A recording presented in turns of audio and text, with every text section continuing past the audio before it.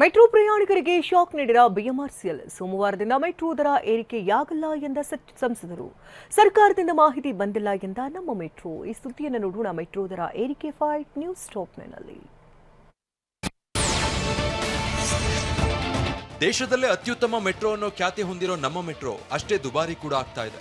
Metro ಪ್ರಯಾಣಿಕರಿಗೆ shock ನೀಡಲು ಮುಂದಾಗಿರೋ BMRCL ನಾಳೆಯಿಂದ ಮತ್ತೊಮ್ಮೆ ದರ ಏರಿಕೆಗೆ ಸಜ್ಜಾಗಿದೆ. ಟಿಕೆಟ್ ದರವನ್ನ 5% ಹೆಚ್ಚಿಸೋದಾಗಿ ಅಧಿಕೃತವಾಗಿ ಬಿಎಂಆರ್ಸಿಎಲ್ ತಿಳಿಸಿದೆ. ಇದು ಬಿಜೆಪಿ ಮತ್ತು ಕಾಂಗ್ರೆಸ್ ಮಧ್ಯೆ ಜಟಾಪಟಿಗೆ ಕಾರಣವಾಗಿದೆ.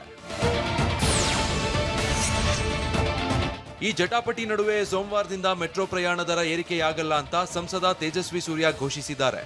ಕೇಂದ್ರ ಸಚಿವ ಮನೋಹರ್ ಲಾಲ್ ಖಟ್ಟರ್ ಜೊತೆ ಮೊನ್ನೆಯಷ್ಟೇ ಮಾತುಕತೆ ನಡೆಸಿದ್ದೆ. 10 ನಿಮಿಷದ ಹಿಂದೆ ಅವರು ಕರೆ ಮಾಡಿದ್ರು. ದರ ಏರಿಕೆಗೆ ತಡೆ ನೀಡುವಂತೆ ಅಧಿಕಾರಿಗಳಿಗೆ ಸೂಚಿಸಿರೋದಾಗಿ ಹೇಳಿದ್ದಾರೆ. ಈ ಬಗ್ಗೆ ಮಾಹಿತಿ ನೀಡಿರುವ ಬಿಜೆಪಿ ಸಂಸದ ತೇಜಸ್ವಿ ಸೂರ್ಯ ಸೋಮವಾರದಿಂದ ದರ ಏರಿಕೆಯಾಗಲ್ಲ ಅಂತ ಹೇಳಿದ್ದಾರೆ. ಸಂಸದ ಪಿಸಿ ಮೋಹನ್ ಕೂಡ ಈ ಮಾತಿಗೆ ಧನಿಗೂಡಿಸಿದ್ದಾರೆ. ಮಂಡೆಗೆ ಈ ಫೇರ್ ಫಿಕ್ಸೇಷನ್ ಏನು ರೇಟ್ ಇನ್ಕ್ರೀಸ್ ಇದೆ ಅದು ಮಂಡೆಯಿಂದ ಜಾರಿಗೆ ಈಗ ತಕ್ಷಣಕ್ಕೆ ಬರ್ತಾ ಇಲ್ಲ. ಏನು ಸೋಮವಾರದಿಂದ ಹೊಸ ಒಂದು ಫೇರ್ ಆಗಬೇಕಿತ್ತು ಅದನ್ನು ತಾತ್ಕಾಲಿಕವಾಗಿ ನಿಲ್ಲಿಸಿದ್ದಾರೆ. ಇವಾಗ ಸೋಮವಾರದಿಂದ ದರ ಏರಿಕೆಯಾಗಲ್ಲ ಎಂಬ ತೇಜಸ್ವಿ ಸೂರ್ಯ ಹೇಳಿಕೆ ಬಗ್ಗೆ ಮೆಟ್ರೋ ಅಧಿಕಾರಿಗಳು ಪ್ರತಿಕ್ರಿಯಿಸಿದ್ದಾರೆ. TV9ಗೆ ಮಾಹಿತಿ ನೀಡಿರೋ ಅಧಿಕಾರಿಗಳು, ನಮಗೆ ಕೇಂದ್ರ ಮತ್ತು ರಾಜ್ಯ ಸರ್ಕಾರದಿಂದ ಮಾಹಿತಿ ಬಂದಿಲ್ಲ. ಸದ್ಯ ದರ ಏರಿಕೆ ಸಂಬಂಧ ಹೊರಡಿಸಿರೋ ಆದೇಶದಲ್ಲಿ ಬದಲಾವಣೆ ಇಲ್ಲ. ಮಾಹಿತಿ ಬಂದ ನಂತರ ಮುಂದಿನ ತೀರ್ಮಾನ ತೆಗೆದುಕೊಳ್ಳೋದಾಗಿ ತಿಳಿಸಿದ್ದಾರೆ.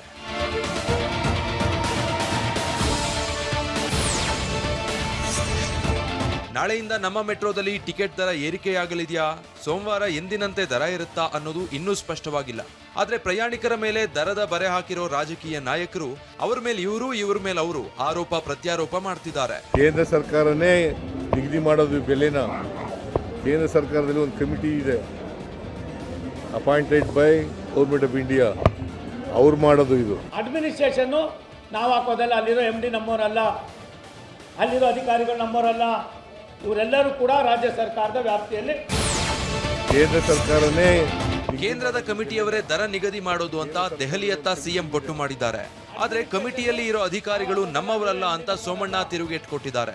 ಡಿಕೆ ಕೂಡ ಕೇಂದ್ರದತ್ತ ಬೆರಳು ಮಾಡಿದ್ದಾರೆ. ಇದಕ್ಕೆ ಪಂಚ್ ಕೊಟ್ಟಿರೋ HDK ಕೇಂದ್ರದ ಮೇಲೆ ಹಾಕುವ ಚಾಳಿ ನಿಮ್ಮದು ಅಂತ ತಿವಿದಿದ್ದಾರೆ. ಅವರು ನಮ್ಮ ಕನ್ಸಲ್ಟ್ ಮಾಡಿಲ್ಲ, ಅವರಿಗೆ ಅಥಾರಿಟಿ ಇದೆ. Central government secretary is the chairman. ಈ ಹ್ಯಾಸ್ ಟೇಕನ್ ಎ ಡಿಸಿಷನ್. ಅರ್ಥಾಯ್ತಾ? ನಾನು ಹೋಗಿ ಬೆಂಗಳೂರಲ್ಲಿ ಹೋಗಿ ನಾನು ಇವತ್ತೋ ಇಲ್ಲ ಅಂದರೆ ನಾಡಿದ್ದು ನಾನು ಮಾತಾಡ್ತೀನಿ. ಬೇರೆ ರಾಜ್ಯಗಳಲ್ಲಿ ಯಾತಕ್ಕೆ ಮೆಟ್ರೋ ಪ್ರಾಜೆಕ್ಟ್ನ ಯೋಜನೆಗಳಾಗಿರ್ತಕ್ಕಂಥದ್ದಕ್ಕೆ ಪದೇ ಪದೇ ದರ ಏರಿಕೆ ಮಾಡ್ತಾ ಇಲ್ಲ, ಕರ್ನಾಟಕದಲ್ಲಿ ಮಾತ್ರ ಯಾಕೆ ಮಾಡ್ತಾ ಇದ್ದಾರೆ? ಹಲವಾರು ತಪ್ಪು ನಿರ್ಣಯಗಳು, ಜನವಿರೋಧಿ ನೀತಿನ ಕೇಂದ್ರ ಸರ್ಕಾರದ ಮೇಲೆ ಆಗ್ತಕ್ಕಂಥ ಚಾಳಿ ಇವರಿಗೆ. ಇನ್ನು ರಾಜ್ಯ ಸರ್ಕಾರದ ವಿರುದ್ಧ ಸಂಸದ ತೇಜಸ್ವಿ ಸೂರ್ಯ ವಾಗ್ದಾಳಿ ನಡೆಸಿದ್ರು. ದರ ಏರಿಸಲು ಕಮಿಟಿ ರಚನೆ ಮಾಡಿ ಅಂತ ರಾಜ್ಯ ಸರ್ಕಾರವೇ ಕೇಂದ್ರಕ್ಕೆ 4 ಬಾರಿ ಪತ್ರ ಬರೆದಿದೆ. ಹೀಗಾಗಿಯೇ ದರ ನಿಗದಿ ಮಾಡೋ ಕಮಿಟಿಯನ್ನ ರಚನೆ ಮಾಡಲಾಗಿದೆ ಅಂತ ಹೇಳಿದ್ರು. ರಾಜ್ಯ ಸರ್ಕಾರದ ಆಗ್ರಹದ ಮೇರೆಗೆ ಕೇಂದ್ರ ಸರ್ಕಾರ ಫೇರ್ ಫಿಕ್ಸೇಷನ್ ಕಮಿಟಿಯನ್ನು ಮಾಡಬೇಕು ಅಂತ ಒಂದಲ್ಲ 4 ಪತ್ರಗಳನ್ನು ಬರೆದು ಫೇರ್ ಫಿಕ್ಸೇಷನ್ ಕಮಿಟಿ ಮಾಡಿ ಅಂತ ಹೇಳಿ ರಾಜ್ಯ ಸರ್ಕಾರ ಕೇಳಿರೋದು. ಇನ್ನ ಅನುಭವ ಇಲ್ಲ, ಬರೀ ಟ್ವೀಟು, ಸ್ಟೇಟ್ಮೆಂಟು. ಒಂದಿನ ಏನಾದ್ರು ರಾಜ್ಯಕ್ಕೆ ಏನಾದ್ರು ದುಡ್ಡು ತೊಗೊಂಡು ಬಂದಿರೋದು ಯಾವ್ದಾದ್ರು ಇದ್ರೆ ಫಸ್ಟ್ ಮಾತಾಡಲಿ. ಬರೀ ಖಾಲಿ ಮಾತು ಮಾಡೋದು ಬೇಡ, ಖಾಲಿ ಟ್ರಂಕ್ ವಿಚಾರ ಮಾತಾಡೋದು ಬೇಡ. ಈ ರಾಜಕೀಯ ನಾಯಕರ ಕೆಸರೆರ ಚಾಟ ನೋಡಿದ ಮೆಟ್ರೋ ಪ್ರಯಾಣಿಕರು ತಲೆ ಜಜ್ಕೊಳ್ತಿದ್ದಾರೆ. ಯಾರೇ ಮಾಡಿರ್ಲಿ ದರ ಏರಿಕೆ ಮಾಡಿದ್ದೇ ತಪ್ಪು ಅಂತ ಕಿಡಿಕಾರಿದ್ದಾರೆ.